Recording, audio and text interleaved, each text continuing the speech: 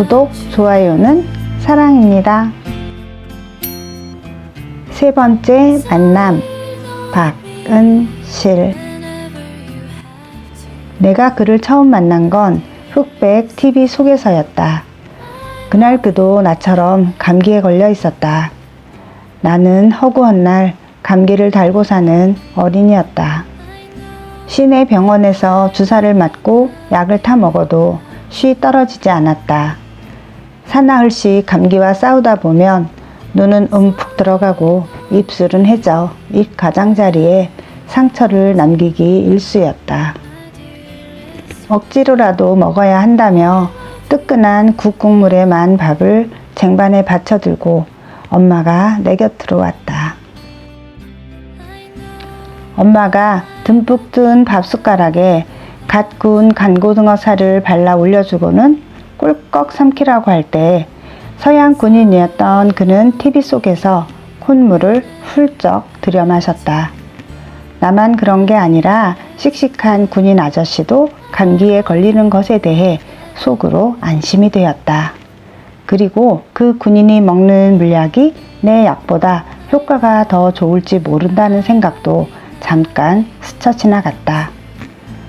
엄마가 떠 넣어주는 밥을 간신히 삼키면서도 에이치 하며 재채기를 하던 콧물 감기에 걸린 군인의 모습에 내 눈동자가 머물렀던 때였다.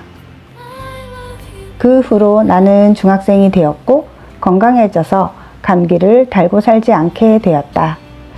그래서 그랬을까? 언젠가부터 그 감기약 광고가 시야에서 멀어지더니 서양 군인도 함께 잊혀갔다.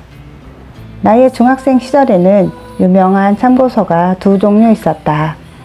공부 좀 한다는 애들은 참고서를 애용했는데 하나는 필승이라는 것이었고 하나는 완전 정복이라는 것이었다. 엄마에게 완전 정복을 사달라고 했다. 건강해진 딸이 공부까지 하겠다니 기특하다 싶었는지 엄마는 단박에 사다 바쳤다. 내가 그를 두 번째로 만난 건 바로 그때였다. 참고서 완전 정복의 겉표지 바탕은 파란색이었고 백마를 타고 붉은 망토를 걸친 용맹스러운 남자가 모델로 나와 있었다. 그리고 그 남자 아래에는 흰 눈이 덮인 높은 산이 뾰족하게 그려져 있었다. 책 제목과 코발트색 겉표지 색깔이 내 마음에 들었고 모두가 어려워하는 영어와 수학도 이 책 하나면 완전 정복이 가능하다는 생각도 잠못 들었다. 표지 모델 남자도 무언가를 정복하려는 듯, 아니 나만 따라오면 그깟 공부는 문제없다는 듯 앞발을 높이 치켜든 말 위에 앉아서 레이저 눈빛을 쏴대고 있었다. 그 덕분이었는지 나도 공부 좀 한다는 애들 그룹에 속하게 되었다. 지금까지 나는 그를 까맣게 잊고 살았다. 특별히 그리워해야 할 아무런 이유가 내겐 없었다. 콧물 감기에 잘 걸리지 않았을 뿐더러 걸렸다 하더라도 그가 팔았던 감기약을 기억해내지 못했다. 중학 시절 참고서를 펼칠 일도 전혀 없었다. 40여 년이 훌쩍 지난 유난히 눈이 잦았던 이번 겨울 끝자락에 운명처럼이라고 말한다면 거창하겠지만 어쩌다 그를 만났다. 나는 가끔 임원형 교수의 인문학 강의를 유튜브로 보곤 한다. 강의는 언제나 좋았지만 잘 모르는 부분에서는 솔직히 재미가 없기도 했다. 교수님은 이제 딱 알겠죠? 라고 묻기를 좋아하시는데 재미가 없거나 잘 모르는 부분이 나오면 딱 모르겠는데요? 라며 마음속으로 혼자서 장난을 치기도 했다. 그날 밤에는 러시아 문학 톨스토이 중 전쟁과 평화 편을 보고 있었다. 무슨 조화 속인지 그날은 교수님 목소리가 귀에 쏙쏙 들어왔다. 이 소설이 최고인 이유는 전쟁만을 소재로 삼지 않아서이다. 성장 소설적 요소, 교육, 연애, 육아 등 작품 안에 인간 세상사 모든 것이 들어있다며 열광을 이어나갔다. 특히 재미난 부분이 있었는데 그건 러시아 보로지노 전투 장면이었다. 이미 영국과 스페인을 제외한 전 유럽을 석권한 그는 전략의 신이었다. 그랬던 그가 전쟁에서 패했다. 당시 그 지역에는 보로지노 전투가 있기 이틀 전에 많은 비가 내렸다. 그때 그는 방수 부츠를 신지 않고 나갔는데 그 바람에 군화에 물이 차서 하체가 전부 젖어버렸다. 부관의 작은 실수로 그는 코감기에 된통 걸리게 된 것이다.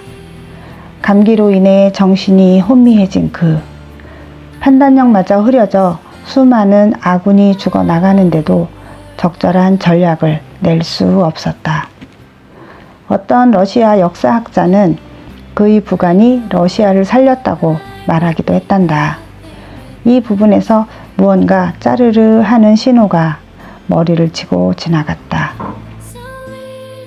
흑백 TV 속에서 코감기에 걸려 훌쩍이던 서양 군인 장면을 오려 내 책상 위 왼쪽에 놓았다.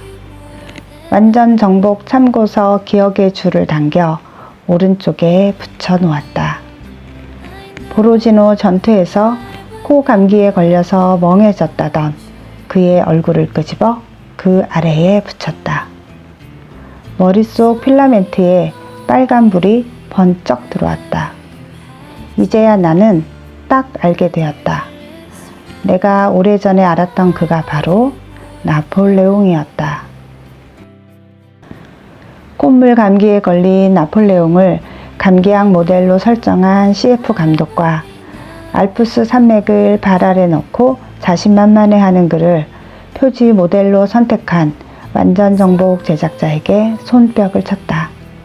야밤에 미친 듯이. 그러면서 한쪽으로는 헛웃음이 나왔다. 내 사전엔 불가능이란 없다며 당장이라도 전 세계를 말발굽알에 넣을 듯 호언장담하지 않았던가.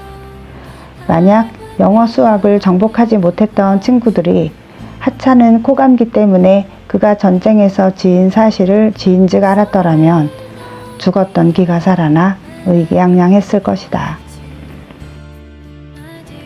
얼굴이 달아올라 창문을 열어젖혔다. 차디찬 밤 공기가 시원하게 뺨에 닿았다. 하늘에는 희뿌연 무리를 옆구리에 채운 정월 대보름달이 뽀얀 미소를 날리며 떠올라 있었다. 피천득 선생은 그의 수필 2년에서 아사코와의 세 번째 만남을 아니 만났어야 좋았을 것이다 라고 했다. 그렇지만 나는 나폴레옹과의 세 번째 만남을 아니 만났으면 어쩔 뻔?